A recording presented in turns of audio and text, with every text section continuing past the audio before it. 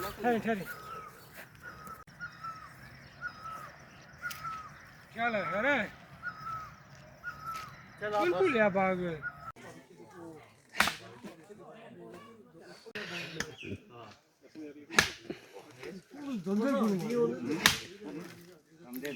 बढ़िया ही है ऐसे राइट सेंटर ओपन लाइन में है तो